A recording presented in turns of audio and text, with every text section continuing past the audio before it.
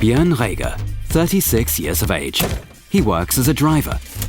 Today he has high tech on board, and it's his job to test it. This is the device it's all about. The Dräger Interlock 7000 is an alcohol ignition interlock device. This means if the driver has drunk alcohol, the device will prevent the engine from being started. But will it really work? Is it really impossible to fool the device? How much time and stress is such an ignition interlock going to cost the driver? Well, I can imagine that this device has a lot of drawbacks. If there are any hitches and it keeps blocking my lorry, I won't be able to get my work done. These gentlemen will support Björn in doing the test.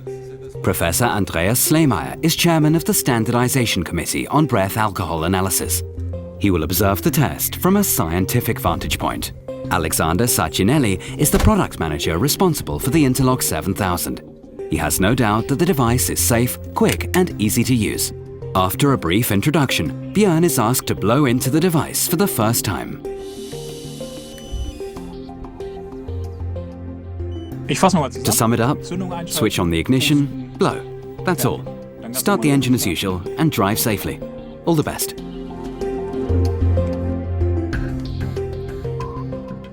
Well, that was quick. And off he goes. The necessity to take measures against drink driving is borne out by current figures from Europe. The Brussels-based European Transport Safety Council has been battling for greater road safety for years. Antonio Avenoso is involved with this topic on a daily basis. At least 5,600 lives could be saved every year if all drivers respected drink driving legislation. It is therefore important that all measures are taken to tackle the scourge of drink driving. First and foremost, at the European Union level, we need a common BAC limit, very low BAC limit, possibly zero. It is also important that technology is used. Alcohol interlocks have proven to be a life-saving technology, and it is important that they are used in a widespread manner at the European Union. For example, it would be desirable that the European Union legislates on making alcohol interlocks mandatory for commercial transport. Back to Björn Dräger, who has reached his first destination. Waiting at the barrier. Documents are being checked. Time is passing. Sometimes we're really pressed for time, and the colleagues behind me in the line want to get on with it too. So if I had to keep blowing all the time. But it really works. Great. Correct. The Interlock 7000 does not need to be operated after each short break. The free start interval has not yet elapsed, and Björn is able to set off immediately. At first I thought it was a mobile phone, because it looks like one. So far I haven't had to do a lot. Simply get inside, switch on, blow and start driving. After all, it's easy to operate. The time has come for the acid test. To make sure that no one is put at risk, the lorry is driven to a closed-off area. Björn is to drink alcohol and will then try to outwit the Interlock 7000. This task does not give Björn particular pleasure, for in everyday life he only very rarely drinks alcohol. Sometime later, the liquor is showing its effect. The alcohol breathalyzer shows 0.31, and Björn is visibly under the influence.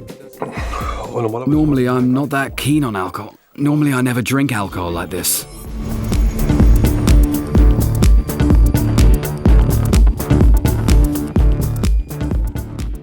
Björn has been found to have increased breath alcohol concentration, and both men proceed to the lorry, where, watched by the eagle-eyed test supervisor, the attempt to start the lorry will take place.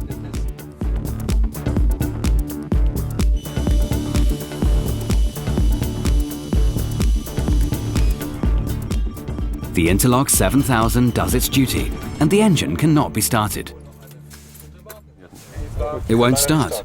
Yes, Mr. Dräger, as you could see, the device found out that you've drunk alcohol and prevented you from starting the engine and moving the vehicle. And this is precisely what it's intended to do.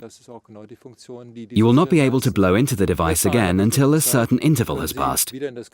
Then the decision will be taken as to whether you're capable of driving. Now, if you like, we can try and find out if you're able to manipulate the device. Björn Dräger's first attempt is by means of a commercially available bicycle pump. An adapter made of plasticine is attached to the mouthpiece of the Interlock 7000. Now it's time to pump. But no matter what Björn tries, the result is always the same.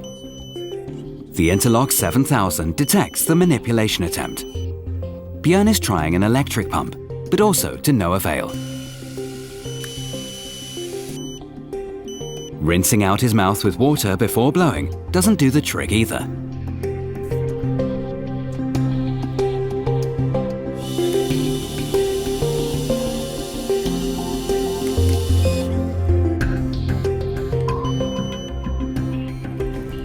Nice try, but it didn't work. Björn has had the opportunity to test the Interlock 7000 thoroughly. His conclusion? Well, from the professional driver's point of view, I'm positively surprised by the device. It was quickly ready for use, quick and safe and easy to handle. And it looks rather good to boot. I could well imagine using it in my day-to-day work. The Interlock 7000 has passed the test under real-life conditions. And for once, Björn will be chauffeured home today.